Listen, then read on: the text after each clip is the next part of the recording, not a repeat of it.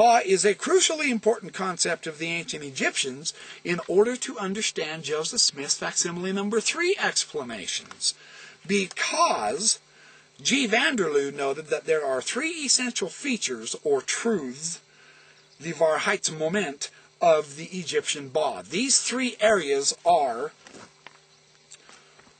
the Ka is the life principle, the impersonal strength of the soul.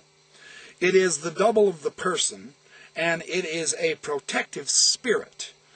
Er ist ein Schutzgeist, is how he puts it. And this fusion occurs, very interestingly, based on the restoration of the Joseph Smith hypocephalus, of all things, the facsimile number 2, in these Egyptian documents we have in the Book of Abraham. It is by ingesting, eating, the Wedjat eye, the eye of Horus, and carrying it within himself, that Osiris is fused and bounded with Horus. That's so fascinating. And they do this as a mother. They are impregnated. It's a mother function. A Mutter function is how Barta puts it. This is so interesting.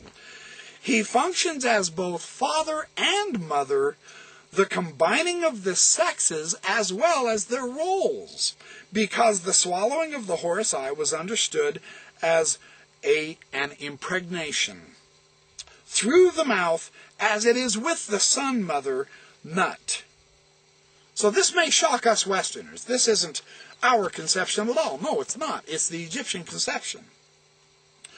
So united do the gods become that it is described in rather explicit terms of copulation with one another, regardless of the sexes. By ingesting the Horus eye, Osiris becomes united, both with Horus and with Re. It's a sacrament motif. Are you catching this? This is so fascinating. And this causes the god to become pregnant. That's so fascinating, isn't it? Definitely not a modern Western view, that's true. And then he quotes a few relevant passages. O Osiris, take your son Horus and ingest him. Put him down into you, literally. You're ingesting him. O Osiris, NN, Horus has protected you. He has put his Ka in you.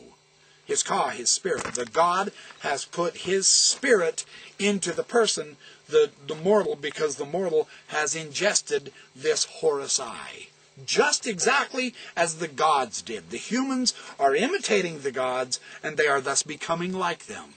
They are becoming them in form, function, name, office, etc. They gain the Godhead. With this in mind, the mother role of Osiris, as noted in the coffin text, the great Ba copulates with Osiris. This gives us the meaning behind the expression Ka-Mut-Ef, which is the self-generation in his mother in order to secure his own rebirth. Or, as England has noted, the son literally unites with his mother to regenerate himself.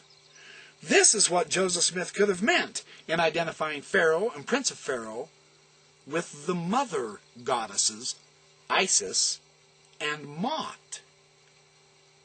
It's a perfect Egyptian touch.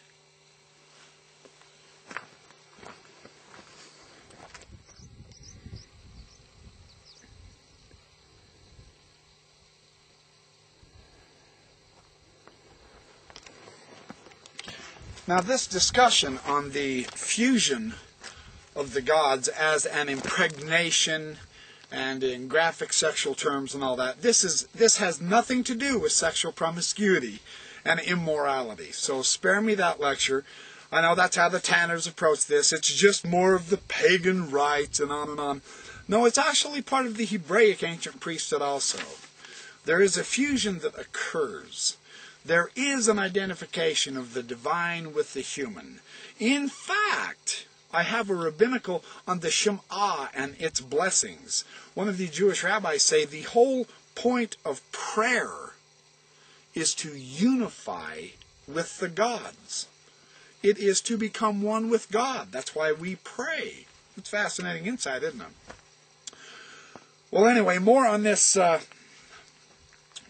idea of the singular unit of all of the gods and the mortals with Ray.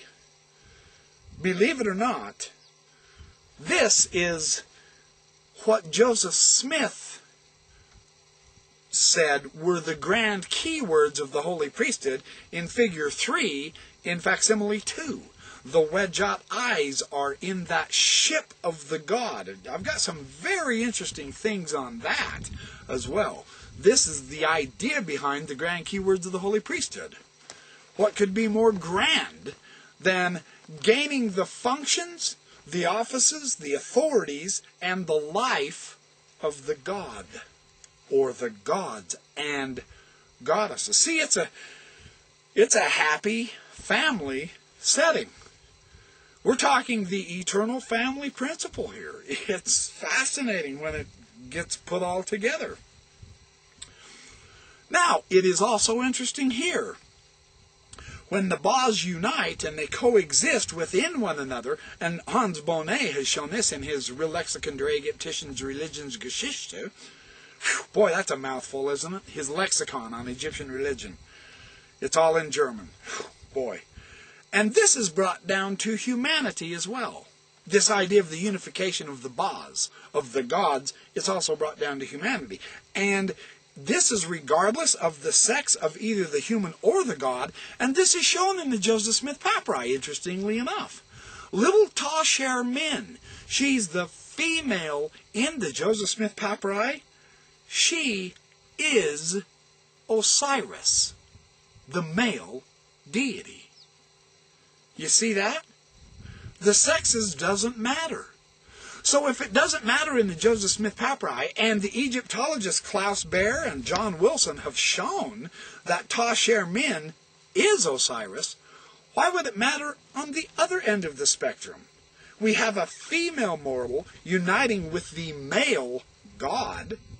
Why is it such a big deal for the male mortals, in facsimile number 3, to be identified as the female goddesses? It's not a problem once we understand the Egyptian concept. And then he says, Osiris has made me, that is the deceased, as his living Ba. My shape emerges as his Ba because I copulate with him. This is how it's described, this unification. It's pretty stunning imagery, isn't it?